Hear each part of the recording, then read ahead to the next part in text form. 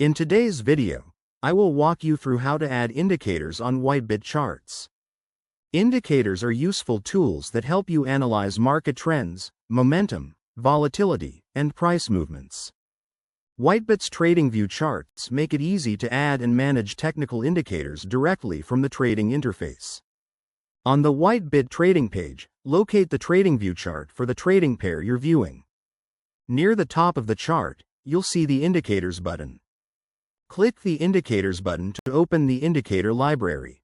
A window will appear displaying a wide selection of technical indicators that you can use on your chart. You can browse through the available categories. Once you've found the indicator you want, click on its name to add it to the chart. The indicator will appear immediately, allowing you to view it alongside the price chart or in a separate panel, depending on the type of indicator you've selected. If you want to add multiple indicators, repeat the same process. TradingView allows you to combine several indicators so you can analyze the market from different perspectives without leaving the chart. As you experiment with different indicators, remember that each one provides different types of market information.